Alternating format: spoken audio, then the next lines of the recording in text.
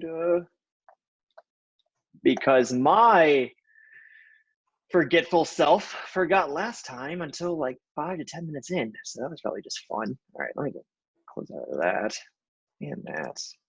And that. I need share screen. Hello, hello. I heard something. What was that? That was me saying hello. Oh, hello. Welcome. All right. There we go. No. Where's my GIF? Go back. No. Great Barrier Reef. What? I was saying Great Barrier Reef. Okay, and Slack. Perfect. No. Going to sound demented, but I want to go back to work.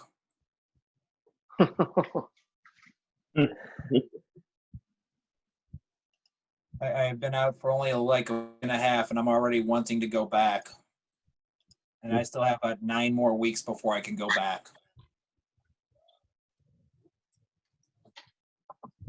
9 weeks. Oh my gosh. That sucks. Kyle, I don't like you guys' program. I mean, I like the program in Launch Code in general, but I don't like this program, man. This assignment we just had to do. That it was literal. All those X's that I had on my my assignment, it was because I didn't have overall and stuff like status and stuff like that in there. I had total grade. Oh man, that's ridiculous. Yes, the auto grader is a bit picky. So that is one fair warning. As we probably all noticed, it is a little bit picky. Just a little bit. Just a little bit, he says. Just a little picky. Just a little picky. I wish it was pickier. I wish it would force them to put semicolons at the end of every single line. Unfortunately, I do agree. I have a thing at work that makes me do that. So I'm like, yeah, it is true pain for all that. I don't have a problem with that part. I just have a problem with the wording. If I put total instead of overall, and it just did not like that. So I spent 2 hours trying to really figure out. It was nothing wrong with my code. It was just that it was the wrong words. Yep. All right, everybody. We got all our friends here, and is there things falling behind me? I don't know. All right. We're gonna go ahead and get started here. Happy Monday, everyone. Make sure I got everything. Make sure I'm on the right channel here. What am I doing? Stick with me. There we go. It is Monday. I'm gonna have a lot of extra Monday issues for some reason. I don't know. Just internet's not going to work. But whatever. Anyway, happy Monday, everybody. Welcome to Launch Code. As always, today is functions round 2. I'm your host, Kyle, and we're going to dive right into this. Announcements for today are going to be, as you could have already probably guessed, it is assignment 1 should be turned in. That should be turned in ASAP. If you still have a red X, if you still have questions, reach out to your TF tonight, talk with them about it, but it should be turned in immediately, if not already. So I hope everyone enjoyed it. I know everyone's probably a little stressed out there, so I'm going to try to take this class a little bit slower as much as I can, but stick with it. That being said, I'm going to have a studio review tonight at 8 p.m. that we're going to go over all of this function stuff. So if anyone has any of those questions about the studio, feel free to bring it in. I know I already had one today, so hopefully we'll get those answered at 8 p.m. tonight. So before I even go into anything, remember, if you have any questions, feel free to throw them in the lectures channel. If you want to have any chit chat, go ahead and reply in thread and or go ahead and put it in that lectures chat channel. Additionally, of course, I'm not going to jump into functions right off the bat. What I want to do is actually compliment you to where you are today. You have completed assignment 1. And as TA Sean has already mentioned, you have the necessary building blocks now to complete an entire assignment in order to complete an actual program. You have learned all the pieces of the puzzle. in a way that you have all the fundamental building blocks of coding now under your belt. Though you might aren't maybe as comfortable as you want to be with it, you still have those building blocks, you still know about them, and that is an amazing starting point to where we're at.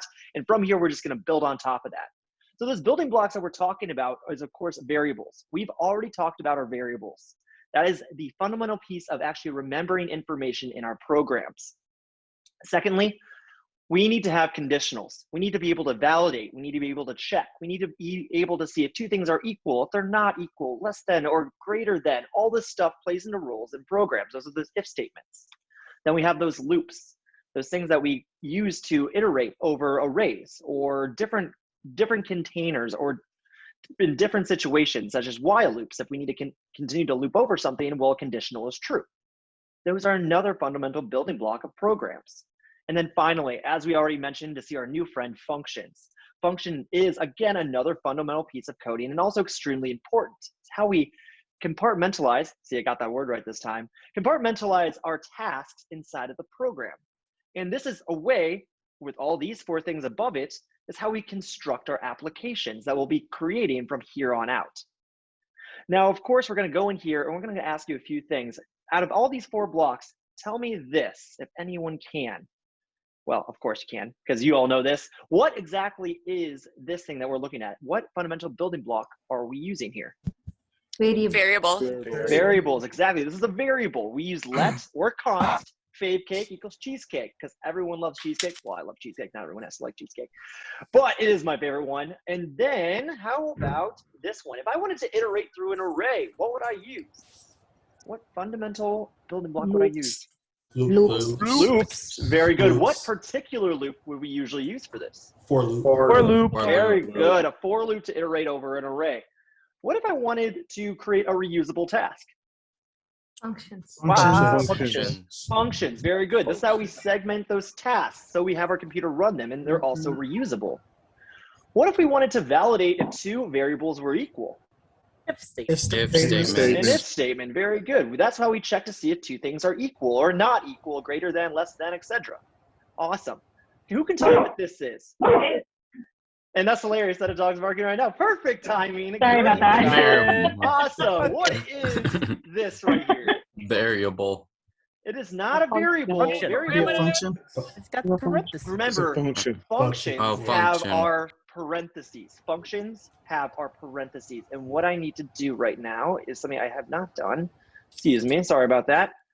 We had to put the transcripts on. I apologize for that. So what we have here is a function. We know it's a function because it has our parentheses there. Variables will not have the parentheses. Let's keep going. What about this? What exactly is that? Method. An array. It is also a function. No. We know this because it has the parentheses. If it has those parentheses, it is a function. Function, function, function. So that being said, function, again, let's build a function. How many times can Kyle use function today? How could we create a function called add two numbers that take in no parameters? What do we start with? Add two numbers. Function. Function, there's that famous word. And then what comes next? Function name. Add two Add two numbers. numbers. What comes next is the name of the function. Very good. Function name. And then we, of course, add those famous parentheses. This is how we build our function with those curly brackets. Remember what happens in those curly brackets stays in those curly brackets. So let's throw some information in there. I'm going to put a let answer here because 1 plus 2. Very cool. We're always going to have this task computing 1 plus 2. But my question to you is, if I want to get that answer back, how do we return answer from this function? Return add two numbers. Okay, very good. We say return answer. We say return in the variable we want to actually return from the function.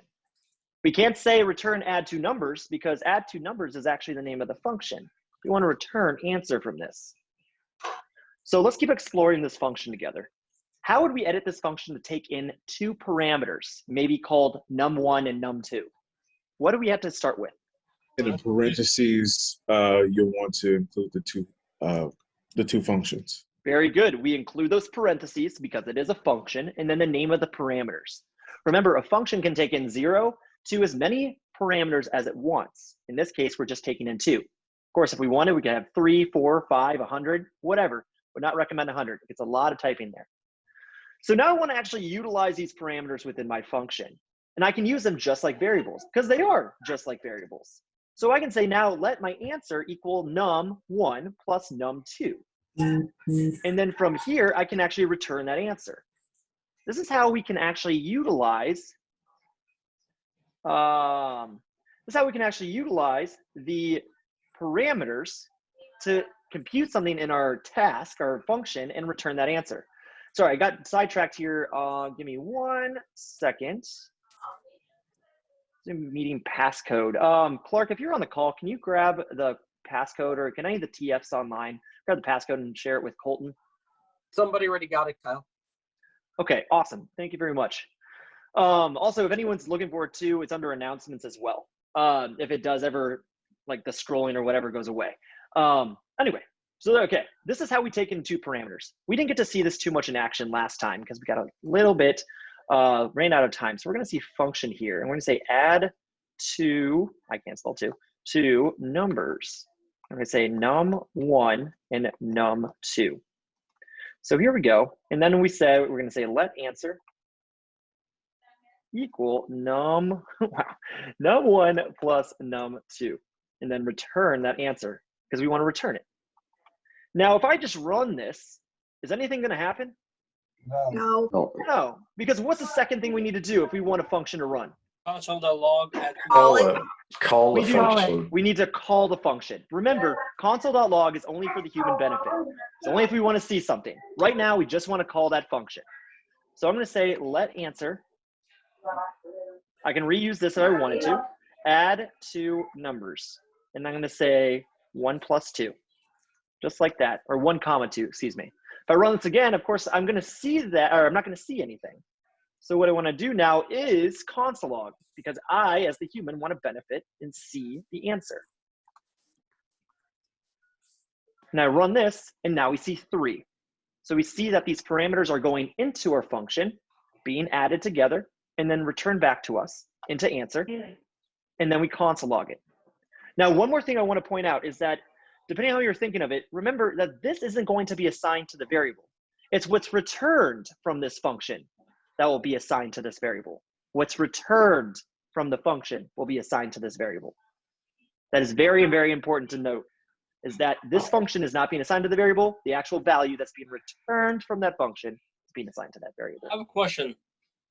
Yes, go ahead.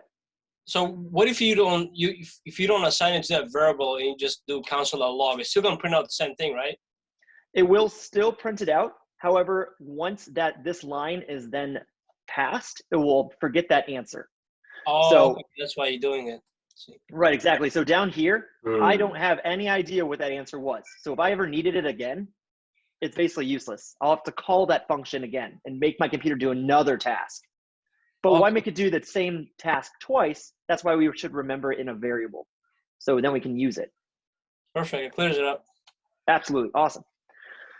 All right, everyone. So we're gonna move on. We're gonna explore a little bit more about functions. Let's go ahead and, sorry, give me that. So we're gonna explore a little bit more about functions. So what we're gonna do is call in a favorite movie, Ghostbusters. Why Ghostbusters? Because it was on like HBO or something I saw. I was like, I haven't seen that in ages. So today my favorite movie is Ghostbusters. It's actually Zombieland mixed with another one that has a bad word in it. So I'm gonna say that one. Anyway, Ghostbusters, that's my favorite one today. And this is a variable type of string, a data type of string.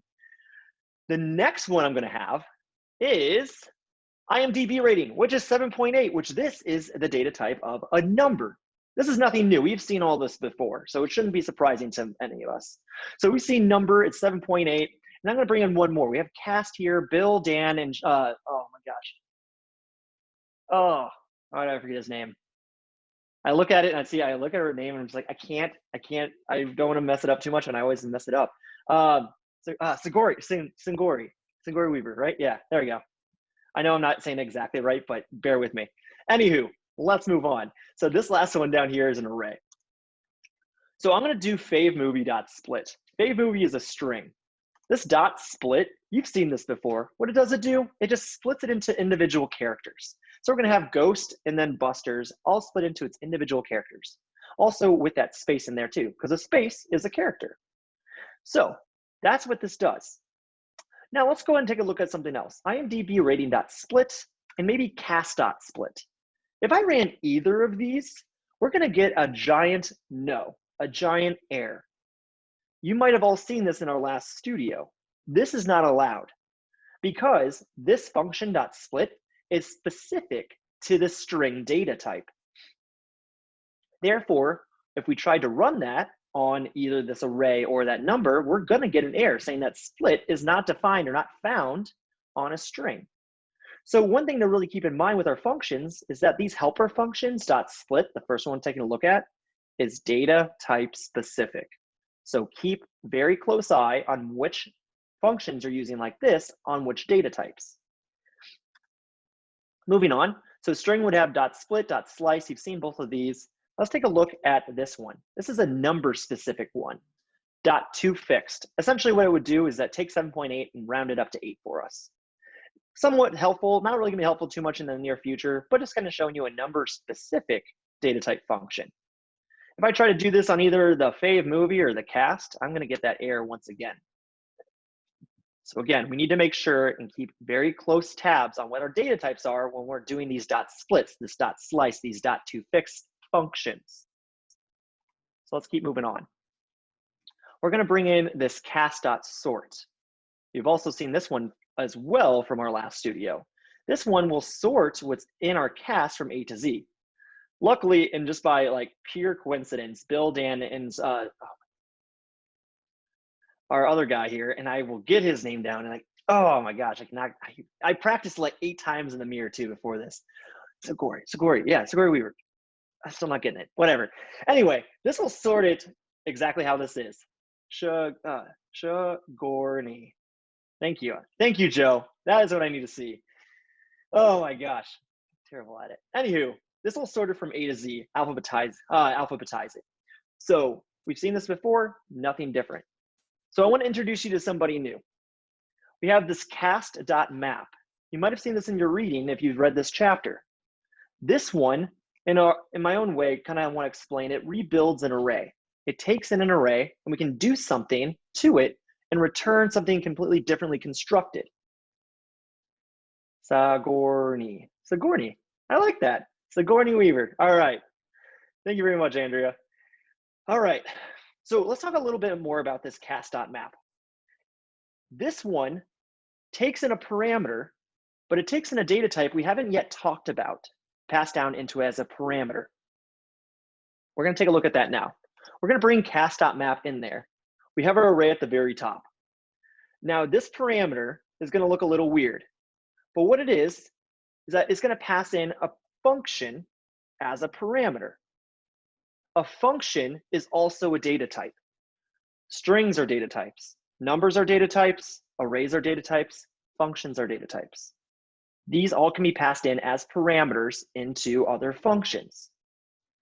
This right here is the function that we're going to be looking at.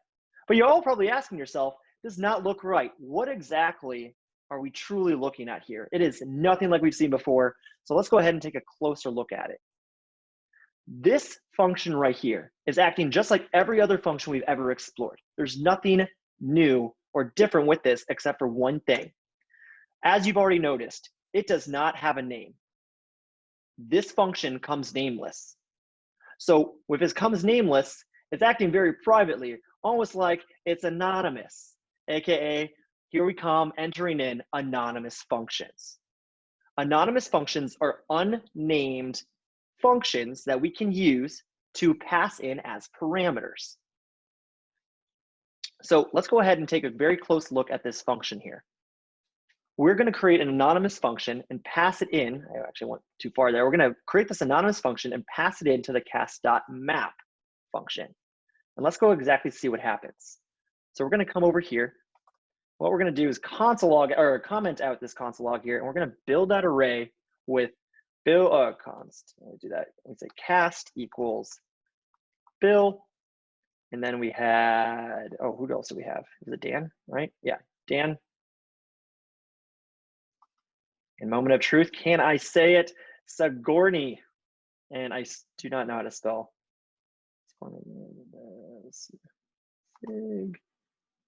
Oh my gosh, wow, my memory's terrible today. O-U-R-N-E-Y. There we go, we have our cast. So now we're gonna do this dot map. Remember, dot map rebuilds an array. So what I'm gonna do is that I'm gonna have const new array. And what I'm gonna do is say cast.map. And now I'm gonna pass in that anonymous function. I start that by saying, as always, building a function, we say function. But anonymous functions, I'm not gonna put a name here. Instead, I go right to the parentheses. And I'm gonna say item. What item is that it's basically every item in the array coming in there. This is a predefined parameter that we can use within map. So we say item. And then of course, functions have to do something crazy as well as return something. So I say return, and I wanna return what I wanna build this value in the array as something different. So I say return the star plus item. Or like cast members, and I should have said cast member. Okay, so if I ran this, we're still not gonna get anything out because it's just gonna run the mapping, but I haven't console logged anything. So of course down here, I'm gonna run console log. So we as humans can see it, new array. And then run that. And now we see that our array has been converted from Bill, Dan, and Sigourney to the star Bill, the star Dan, the star Sigourney. So there we go. We have reconstructed our array. If you still don't believe me, let's go ahead and console log cast and then new array.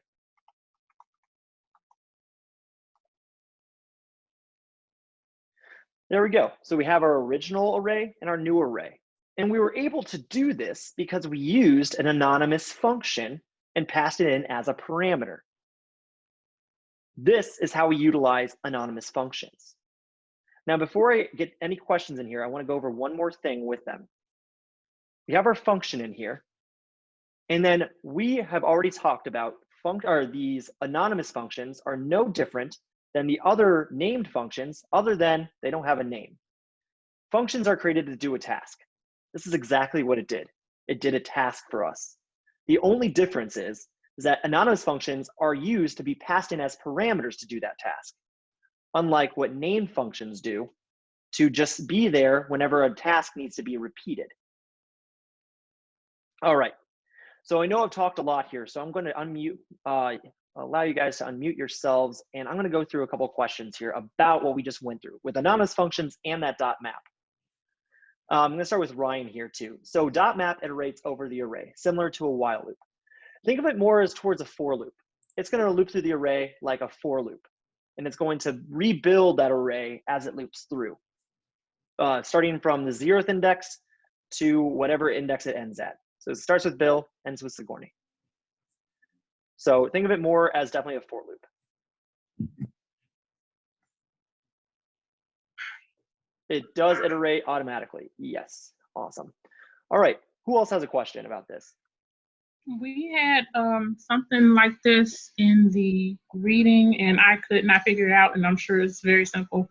Could you pull out the initials, the first initials of each of these using the map? Yeah, absolutely. So we know that item is each item coming in one after the other. So item is going to first be Bill, then it's going to be Dan, then it's going to be Sigourney.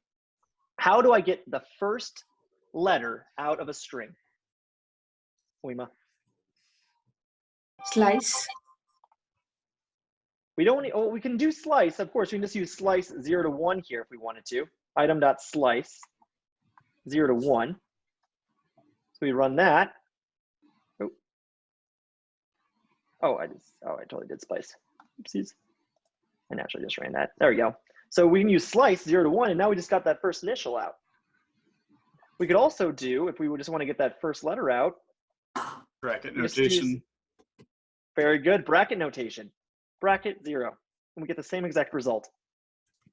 I don't know what I was doing wrong still, because I tried the bracket notation. It just kept giving me the first name altogether. So I'm not sure.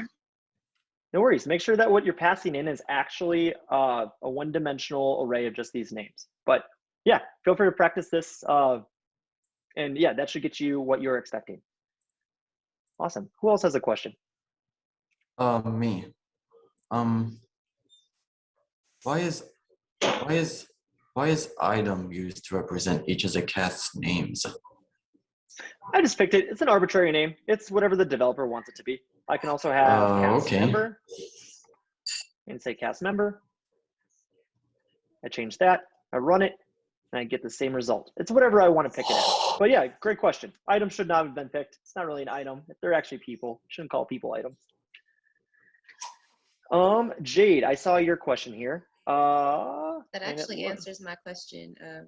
Johnny did. Oh, cool. Awesome. Thank you. For sure. Yeah, this can be any arbitrary parameter that you want.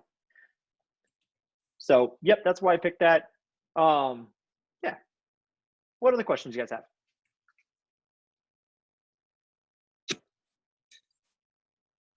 Anything else? Okay. In that case, let's go ahead and keep moving on. I did have a quick question, Kyle. Yeah, go on. Just about like how you lay out functions. Is it necessarily like just good practice to lay out a variable inside of a function and then return the variable? Or if you were to go about doing like your num1 plus num2 in your return, does that matter? So you're talking about a named function up here. Yeah, I'm talking about like just how you do the variable and then return the variable. Like you have your num1 plus num2 and then return the variable name instead of just return the addition through your return itself in just one statement. So there's no real way or no real reason why I did that other than just to show extra practice of creating a variable with that addition and then returning it. It's really just working out everything instead of taking those smaller shortcuts. But feel free, if you understand why we can do it this way, go for it. Yeah, yeah. Both. Yep. I just wasn't sure if that was like good practice or in itself, just professionally. No, typically you want to reduce the amount of code. So your way would have actually been the more appropriate way to approach that. Okay. Yep. All right, thank you. Absolutely. All right, everyone. Let's keep trekking on here. So continuing on with anonymous functions, you might be asking yourself, okay, there's two types of question or two types of functions. When do we use anonymous functions and when do we use the named functions? And what exactly is that difference? Well, we kind of already talked about it. We talked about what those differences are. One has a name, one doesn't have a name.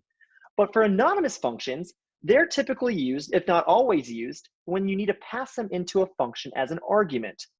We've already seen this. When we need to actually pass this function into the .map function as a parameter, as an argument, we need to use an anonymous function. We don't want to be passing named functions into there. Why do we do this exactly? Because anonymous functions aren't really meant to be kept around. They're meant to just do a small little task and then be forgotten about.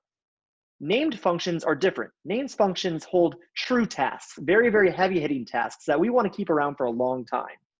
That's why anonymous functions are great just to pass into like .map functions and forgotten about after we don't need them anymore. Named functions are those more heavy hitter tasks that we need to keep around for a long period of time because they hold true value to our application. So anonymous functions should always be passed in as an argument there. My anon function should go into my .map. Now we see this here. How did this exactly come about? We could also take this function out of this .map here. Bear with me. And like we said, it's going to be a parameter. It's also a data type to be a function. So we can actually declare this as a variable. We can say const my anon function equal to function. This is a second way you could write an anonymous function. So take a look at that. We just set a function to a variable, which is, again, completely acceptable because a function is a data type. Now, are you asking yourself if you can set this up here to a variable?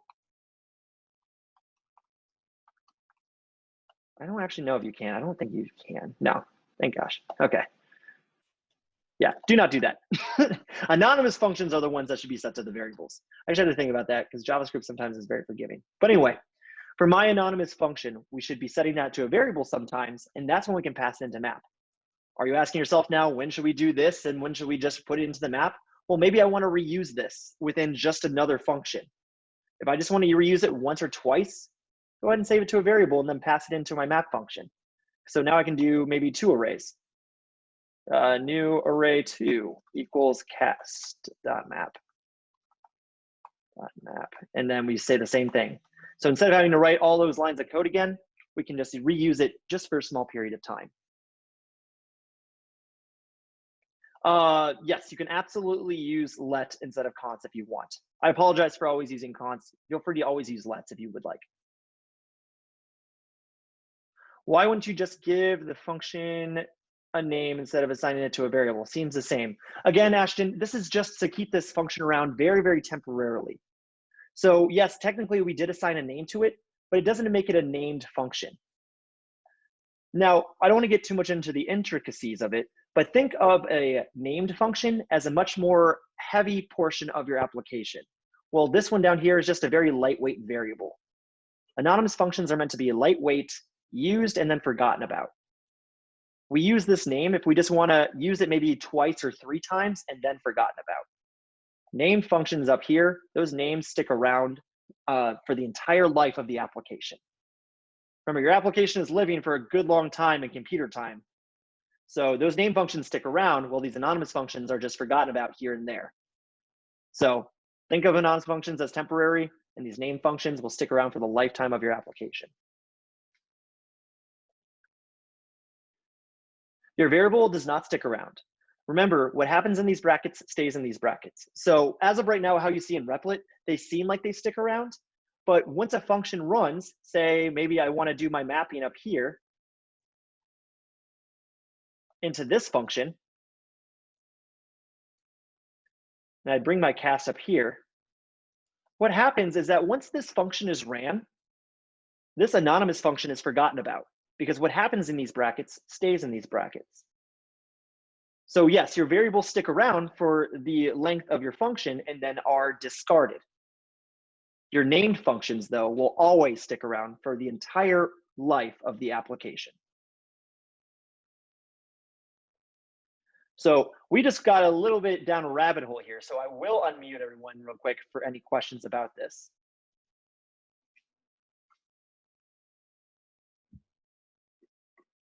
I have a question for you.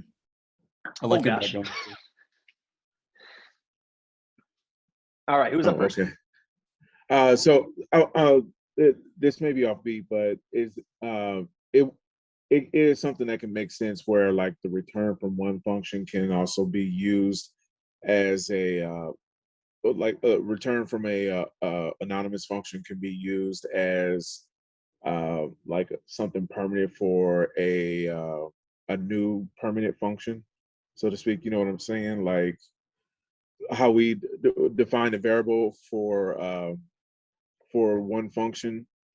Well, nah, never mind. I think I know the answer to that already. Okay. Yeah, I would say I would tend to stay away from that. You're going to be using anonymous functions for the majority of it, if not all the time, when it's passed into these functions here. .map, .sort, which we'll talk about later, .filter, things like that. You're going to pass in these anonymous functions and to do a small task and then forgotten about. Right on, Jason. I'm getting a question from Trey. In the function, follow the rules of what happens in the function stays. If we use const instead of let inside the function, would we get back an error? You can use const or let in here because we're not trying to reassign anything. It will still get forgotten about. If we put const here, it will still be forgotten about once this function is ran. It just means that also my anonymous function can never be reassigned. That's the difference again between let and const. It just means that const can never be reassigned, while let can as many times as it wants. It will still be forgotten about when we leave those brackets. That's what I was curious about. Thank you. Absolutely. I didn't know if you could use that same function name or that same name down farther because it's inside that function, if that makes sense. once we hit here on line 13, if I try to console log that, we would get an error because it no longer exists. So as long as it's within those brackets. Thank you. Absolutely. All right. We are going to keep on keeping on. Now, great questions, everybody. Everyone's doing a great job. And I just went back. No, come back. There we go. All right. So we haven't finished this up yet. For name functions, these are for our tasks that we do. We want our computer to run and not be passed into an argument. It means we want these functions to stay around for the entirety of the life of the application. We've already talked about that a lot, but I just want to make sure that we're all on the same page there. And that's how our name functions look. Remember, all it has is a name there. Anonymous functions are passed in as a parameter. Name functions stay around forever. Those are our two big differences. And when we want to do one of those, that's what's the one we use. So just to make sure we are truly clarified on it, both still can take in multiple parameters. They can still take in multiple parameters. And they can also still only return one thing. Remember those big two things about functions. You can take in as many parameters as you want. You can eat as much as you want, but you can only return one thing. So let's keep going. Who are you? What are you doing? I love this one. All right. So go ahead and unmute yourself if you guys want, but I have a few questions for you all. If I wanted to use this, oh my God, I would use this if I wanted to escape from a loop. Jeez. Break. Awesome. We didn't even talk about it last lecture. Thank you everyone for remembering that. Yes, break. I realized, I was like, I haven't even brought up break in a while. Like, it's one of my favorite ones. Yes, we want to escape from any loop or any for loop. We want to use the keyword break. I would use this if I wanted to bring something back from a function. What is that? Return. Very good. You all know that. Awesome job. I would use this function if I wanted to alphabetize an array. Sort. Awesome job. MyArray.sort. Remember, it is a very much a array specific function. So make sure we use that only on arrays. We can pass a task to sort an argument. This task would be called what? What are these tasks that we pass in as parameters? Argument? We have said it almost too many times. If I wanted my dot Anonymous sort or my function. dot Unnamed function. exactly, if I wanted my dot sort or my dot map to take in something, a task, what would it be? It is an anonymous function. These tasks are being passed in as a parameter. Awesome, awesome. All right. So everyone take a deep breath here. That's anonymous functions. We're doing great. Everyone's answering this perfectly. Let's talk about something that is a little less enticing sometimes to talk about, at least for me, mainly because I failed the test whenever I was back in school. And it's all about recursion. Recursion. This is like, oh, it's like nails on a chalkboard whenever I hear this word. Like back, yeah, like freshman, sophomore year, something like that. Completely botched this test. It was like an F-. It was bad. Anywho, so recursion. Has anyone ever seen Inception? Yeah, right? Dream within a dream within a dream within a dream. Yeah, that thing was a mind blower. Shutter Island also has nothing to do with Inception, but still mind blower. Anyway, yes, Inception and recursion have a lot in common. Let's go ahead and talk about it. Let's bring back our favorite function in the whole wide world. It is our function bark. And all it does is it does a console log bark.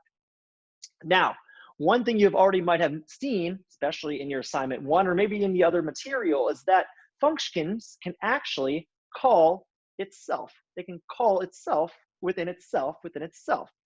It can keep going within itself, within itself, within itself, within itself, which is extremely dangerous. Oh no, forgot I did that. It's extremely dangerous. Let's explore why it's dangerous.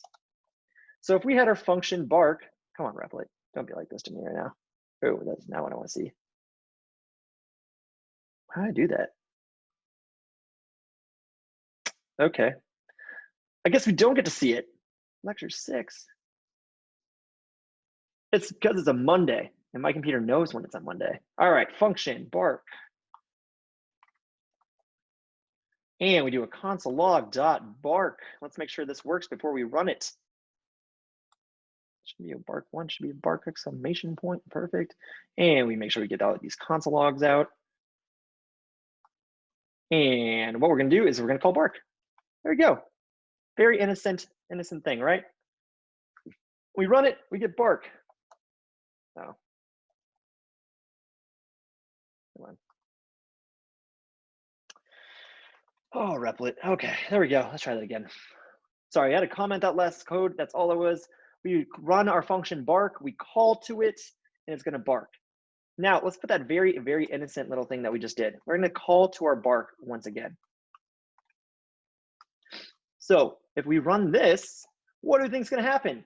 Well, the world is probably going to end because we're going to get an infinite amount of barks. And until we reach this little thing here, it's called a stack overflow, or maximum size, or maximum call stack size has been exceeded, meaning we called too many functions within itself. This is an area you'll see if your recursion gets out of whack, or maybe if your while loops get a little out of whack as well. So take a look for this error. But this is also recursion. It's a function calling another function. But though it's dangerous, it can be also extremely powerful. If we wanted to only bark maybe a few times, what we can do is we can take in number of barks. Now, again, don't look too much into recursion. This is the start of this concept. And I don't expect everyone to just understand it or think of it completely conceptually right off the bat, because it took me quite a bit of time as well.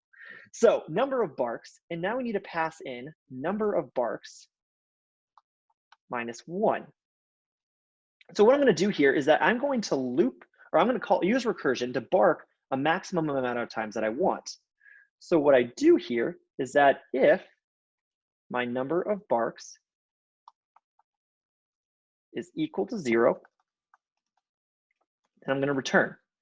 Now, with recursion, it's very important to make sure we have a good return statement and a reason to return. AKA, if my number of barks is 0, then get out of that function. I don't need to be there.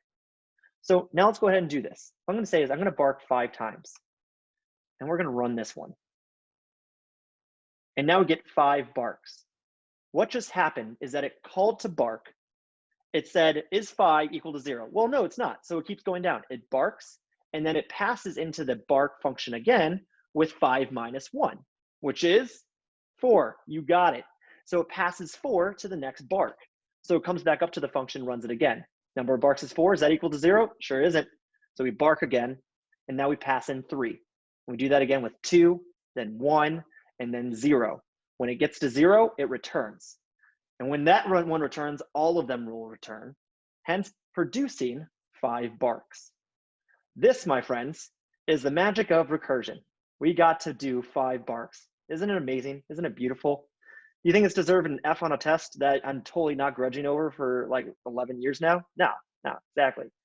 So this is recursion and our last fun concept of the night. So I will go ahead and unmute you all and tell me what your questions are. Do you need that return statement right there specifically? Yeah, that's my question too. So what we could do is that we could, if we moved it down here, what we're going to do is get an extra bark. Actually, no, I'm sorry. If we move it down here, we'll never escape this thing because it will keep going into bark, but it will never return because we don't have a return statement above our bark. So what's going to happen here if we run this is that it's going to bark forever until we get that maximum exceeded. Because look at this. Well, every time we come into this function, we'll always go into this function, call it, and run it again. It never has a chance to see that return statement. Hence why we put it above here. Now, additionally, if we wanted to, we could put it up here. But look at very closely where these returns are going. They're always going above our recursion function. If I run it here, we're going to get an extra bark, but it still returns. So make sure you don't have to truly put the return right exactly there, but really take a close look at where you're putting it. How many maximum barks can you have? I don't even know what would be the stack.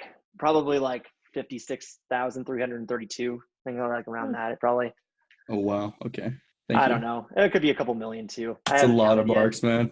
Yeah. Whenever I have vacation, I'll start counting them. It takes a second. All right. Is there a possible real-world example of recursion we have seen in websites or programs that give us an idea of when this is useful? Ooh, let's see here. Is Inception not real world enough for you? Oh, trying to think. Keem, you look like Jason Love, bro. Do I? Team winning? It's team winning. Oh, okay. I see how it is. I was like, what? All right. I'm trying to think of a real world example. If any of the TAs can think of a good real world example, I'd love to hear it too. I'm trying to think of one. Let's see a good reply here. It's how to write a loop if you needed to write a loop without using any of your looping structures, as you kind of did with Bark. Yeah, tree traversal. I mean, that's, yeah, I'm trying to think of a real world example. Yeah, tree traversal is a big one, like search functions. But I'm trying to think of something. Well, think of you going into, or think of it almost as like you go into the grocery store. If you go in there and you can't find eggs, you come out, or you go in there and you forget you did eggs, and you come back up to the car, and then you have to go back. Oh, that's a terrible one. But something like basically like looping over repeatedly, like having to always go into the grocery store because you keep forgetting something, and like, oh, I don't know. No, that's a terrible one too. Fibonacci series. It's almost like a Fibonacci. Like, it's hard to do a real world example because it literally is like a thing within a thing within a thing. Think of like a Russian doll, right? It's a doll within a doll within a doll. It's kind of like that. I don't know. It's really hard to figure out what kind of situation. What is that? The name of the doll. What is it called? Matryoshka. Matryoshka. Oh, that's so cool. I never knew that. That's awesome. All right, that's cool. So what kind of situations would be better served with a while loop versus recursion and vice versa? So while loop is if you want to continuously loop over a set of code. Recursion would be if you wanted to completely call a function with all of its code again. A way you would identify that you don't want to use a while loop and you don't want to do recursion is if maybe you want Bark to call give a treat, and then you want give a treat to call Bark, things like that. Like, you can do a function within a function that calls to another function that calls to that same function. Those kinds of situations would be very hard with a while loop. And these are going to get really tricky and like give headaches. So I do apologize, but this is what recursion comes with. But yeah, while loops would be very difficult to do that if you wanted to utilize two functions within a recursion.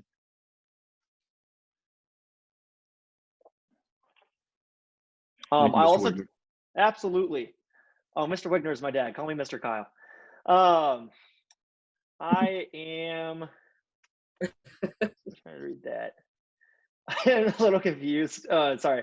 I'm a little confused on the examples in the text where they tell us to use .splice to remove something from the original array. Why does it have to be removed? Why can't we just call it to our final output?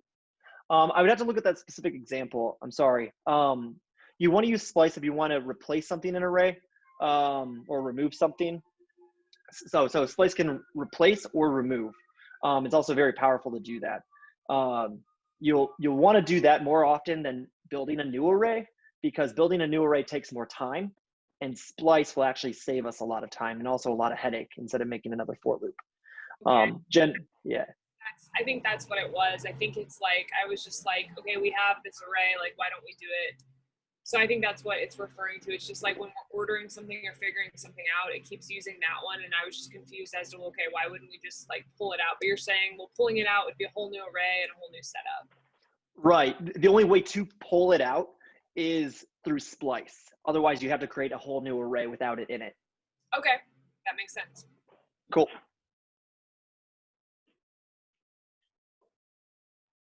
Awesome. All right. Any other questions about all the material? I will open it now to everything, not just in recursion. Anything else that we had? Today we covered anonymous functions, the difference between them, between named functions and non-named functions. Remember, those anonymous functions are passed in as parameters. So anything else we need to talk about? You had did an example when I wrote it down. You were doing the function add two, and then you had the parameters num1, num2. That example where you had the let answer num1, num2, yep. Console log add to it. I can't even talk right now. Console log the add two numbers and 1 and 2. You had said something. You was like, what's returned will be stored in that variable. I'm trying to remember, like. Oh yeah, for sure. So I've seen that, and sometimes it gets confusing about what exactly is happening on a line like, We'll go ahead and type it out. So we'll pretend this down here exists. So what I meant by that is we say let my answer equals add two numbers.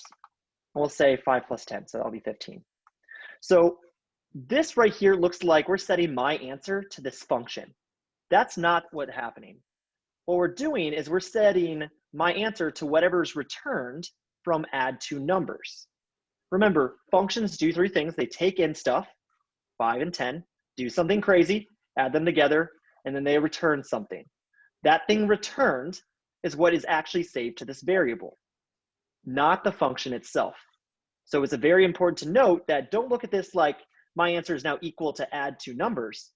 It's equal to whatever add two numbers does and returns.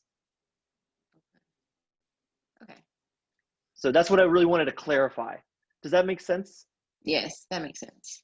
Okay. Absolutely. Anything else, everyone? All right, I wanted to keep tonight's lecture a little bit light because we have all been working very hard on assignment 1. If anyone has any of those questions about anonymous functions and or named functions, feel free to reach out to me or ask for your TS tonight. Other than that, I'm gonna let all of you go and I will see everyone back or whoever wants to come back and visit me at 8 p.m. and we'll do that studio together. Other than that, thanks everyone for all the participation, great answers, great job on assignment 1, and I will see you back here on Thursday. Goodbye, everyone. I hope everyone has a fantastic night. You too. You should all say it.